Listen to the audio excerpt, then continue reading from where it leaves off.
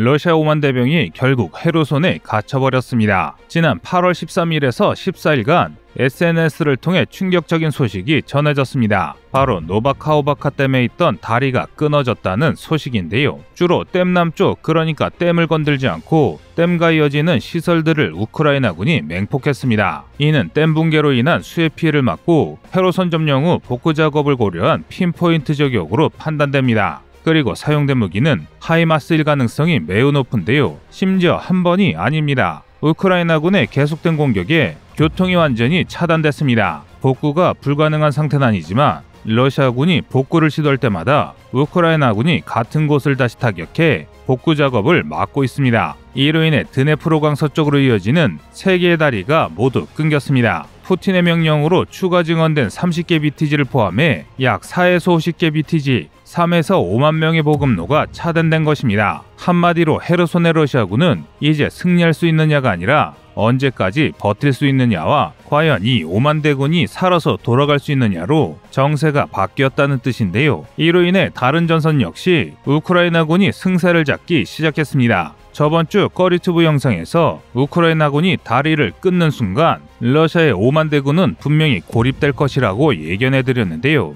일개 유튜버가 러시아군의 전황을 예견할 정도면 지금 러시아군이 얼마나 뻔히 보이는 공세를 하는지를 알 수 있는 대목입니다. 즉 우크라이나군은 바흐무트에서는 전선의 방어를 굳건히 하는 데 성공했고 이지움, 도네츠크, 자포리자 방면에서는 역으로 공세를 감행 중입니다. 특히 자포리자 방면의 공세에서 성과가 대단합니다. 남부 핵심 도시 멜리토폴과 마리우폴 북방의 교통요지 볼로바카를 눈앞에 두고 있는데요. 이대로라면 헤르손 탈환 이후 곧바로 멜리토폴, 마리우폴 탈환 작전을 진행할 수 있을 것입니다. 하지만 이런 상황에도 불구하고 아직도 많은 이들이 러시아의 승리를 점치고 있습니다. 러시아가 신무기를 배치하기 전에 구식무기를 소모하는 전략이란 것이죠. 심지어 우크라이나 나치를 잡으려는 러시아의 정당한 작전이란 이야기를 하는 이들도 상당합니다. 그런데 이런 주장은 전혀 사실이 아닙니다. 그래서 준비했습니다. 오늘은 지난 한 주간 바뀐 우크라이나 전쟁의 전황과 러시아군의 실체에 대해 알려드리겠습니다.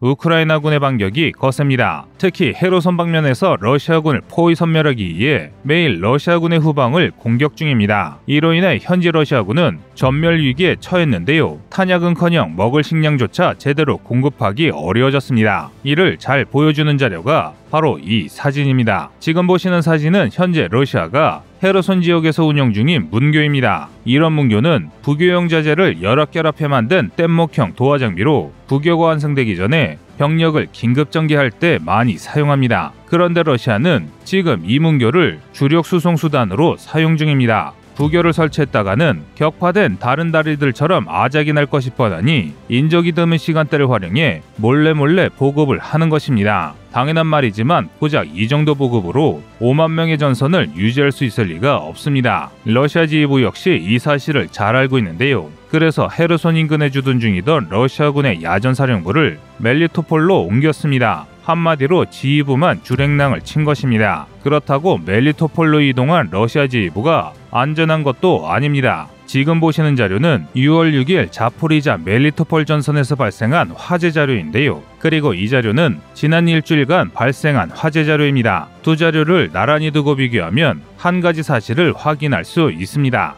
화재가 남쪽으로 전진했으며 남쪽에 훨씬 많은 화재가 발생했던 것입니다. 이는 우크라이나군이 이 지역에서 성공적으로 남진 중이라는 뜻입니다. 이를 통해 현재 대중에게 공개된 우크라이나군의 탈환선이 노란 점이라면 실제로는 최대 초록선 인근까지 진출했을 가능성이 높습니다. 그 근거로 이미 지난 4월 8일 오신트발 소식에 따르면 남부 철도 거점 폴로이시 앞마을인 코스티안 티니우카를 우크라이나군이 탈환했다는 소식을 전했습니다. 따라서 큰 이변이 없다면 현재 우크라이나군과 러시아군은 폴로에서 교전이 한창일 텐데요. 이는 굉장한 진전입니다. 우선 폴로에는 돈바스에서 멜리토폴로 이어지는 철도선입니다. 이 철도선은 다시 헤르손과 크림으로 이어지는데요. 그런데 이 선이 차단됐다는 것은 설령 다리가 복구된다 할지라도 러시아 본토에서 헤르손에 보급을 직접 보낼 수 없다는 뜻입니다. 그리고 무엇보다 폴로이 점령을 통해 우크라이나가 마리우폴 탈환을 노릴 수 있게 된 것인데요. 지금 보시는 지도는 최근 일주일간 폴로이 동편의 상황입니다. 보시다시피 볼로바카 방면에서 엄청난 화재를 관측할 수 있는데요.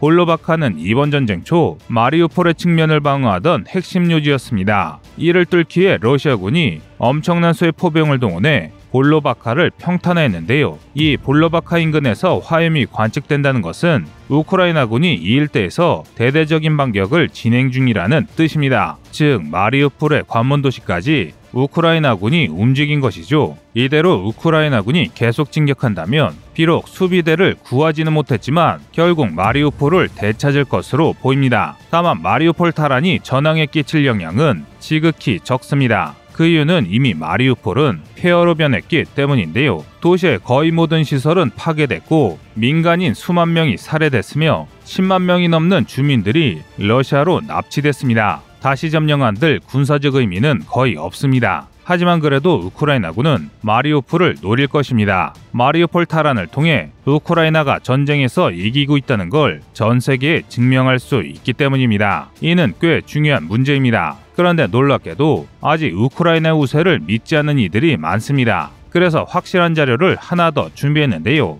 지금 보시는 자료는 우크라이나 측이 주장하는 8월 15일까지 누적된 러시아군의 손실입니다. 이 자료에 따르면 우크라이나는 지난 전쟁 동안 43,750명의 러시아군을 사살했고 1,876대의 탱크와 4,141대의 장갑차 그리고 985대의 각종포와 261대 다연장 로켓, 233대 항공기와 195대의 헬리콥터, 3,044대의 보급 차량을 파괴했습니다. 이 수치만 보면 너무 비현실적으로 큰 수치이다 보니 사실 그대로 믿기가 어려운데요. 그래서 교차 검증을 통해 가장 공신력 있는 자료를 제공하는 오릭스 통계까지 확인했습니다. 그런데 이 수치 역시 믿기 어려울 정도로 어마어마합니다. 오릭스는 8월 16일 오전을 기준으로 러시아가 총 5,200대의 장비를 손실했다고 밝혔습니다. 3,341대 장비가 우크라이나군에게 파괴됐고 1,426대를 빼앗겼으며 433대가 복구불능으로 파괴되거나 버려졌는데요. 심지어 이 중 전체의 숫자가 952대,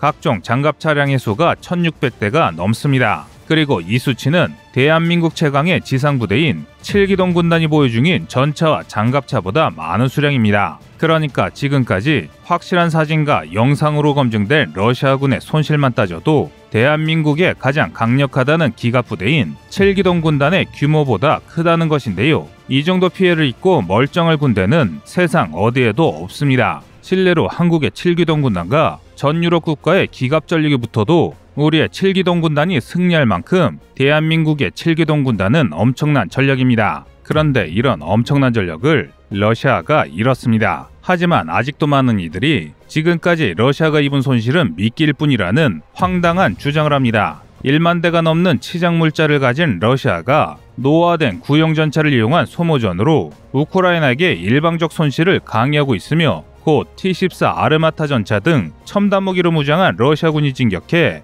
우크라이나를 단박에 제압한다는 것입니다. 심지어 일각에서는 그저 전쟁으로 얻은 가스 매출을 유지하기 위해 전쟁을 질질 끌고 있을 뿐이라는 주장을 할 정도입니다. 이런 주장은 사실 따져볼 필요도 없습니다. 가장 결정적인 근거가 바로 러시아군의 인명 손실이기 때문입니다. 러시아군의 창고에 소련 시절 만들어둔 무기가 아무리 많다 한들 아무나 무기를 사용할 수 있는 것은 아닙니다. 전쟁의 상황에 맞게 전차를 운전하고 적을 정확히 조준한 뒤 용도에 맞는 포탄을 발사하기 위해서는 무기의 질이 좋을수록 우수한 병사들이 절대적으로 필요합니다. 그래야 이 무기들이 제 성능을 100% 발휘할 수 있기 때문입니다. 2016년부터 시작된 예멘 내전에서 미제 M1 전차로 중무장한 사우디군이 소총과 RPG 로켓밖에 없는 예멘 후티 반군에 밀려 전차를 버리고 도망간 것이 이를 증명합니다. 따라서 전쟁에서 이기기 위해서는 우수한 장비만큼 유능한 병사가 아주 많이 필요합니다.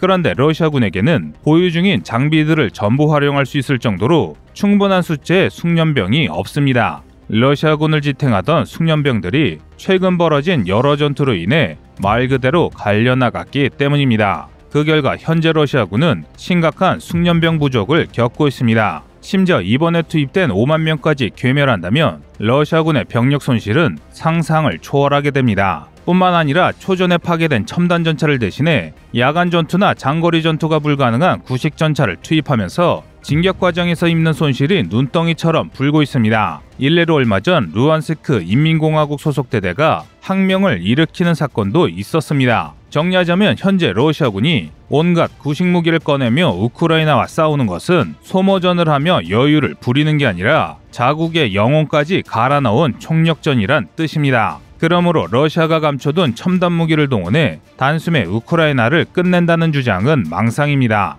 뿐만 아니라 가스로 돈을 버느라 전쟁을 질질 끈다는 이야기도 사실이 아닙니다. 2022년 8월 중순 현재 국제유가는 전쟁 6개월 만에 최저치를 기록했습니다. 미국이 대형 석유업체들과 산유국들에게 증산하라는 압력을 넣은 데다 러시아 우방인 중국의 경제가 흔들리면서 소비 침체가 확산됐기 때문인데요. 앞으로도 가격이 내리면 내렸지 오를 가능성은 그다지 높지 않습니다. 한마디로 러시아가 돈을 벌기 위해 일부러 전쟁을 연장 중이라는 주장은 러시아가 이기길 원한 사람들의 망상에 지나지 않습니다. 그리고 애당초 지금 러시아는 아무리 외화를 번들 지금의 경제를 유지할 수 없습니다. 그 이유는 수입이 차단됐기 때문인데요. 서방의 적극적인 제재로 대부분의 소비재와 각종 첨단 부품, 소재 등의 수입이 끊기면서 대부분의 공장이 멈춰섰고 소비가 크게 위축됐습니다. 이래서야 무기는커녕 생필품이나 산업자재를 공급하기도 빠듯합니다. 당연한 말이지만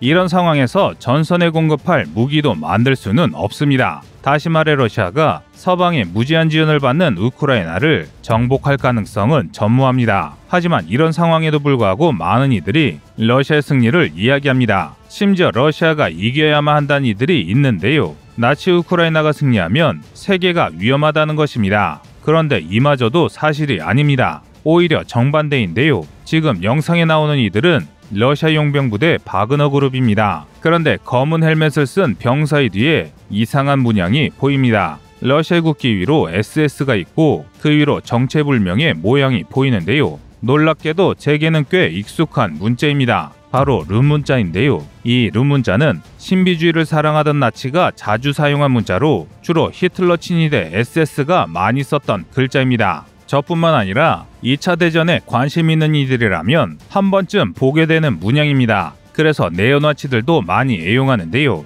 또 이 영상 속 헬멧에 적힌 룸 문자의 경우 러시아가 승리의 상징으로 사용하는 Z를 뜻합니다. 그러니까 영상 속 바그너 그룹 대원은 분명한 네오나치라는 것이죠. 심지어 이건 한 사람의 일탈도 아닙니다. 사령관인 다니루 트키는 아예 나치 문신을 하고 다니는 찐 나치입니다. 그런데 이런 부대가 러시아의 용병을 가장한 러시아 군대입니다. 부디 우리 대한민국의 현명한 국민들이라면 제대로 된 사실을 보시고 올바른 시각으로 이번 전쟁을 바라보시길 바라겠습니다. 이후 더 자세한 보도로 찾아뵙겠습니다. 이상 꺼리투브였습니다.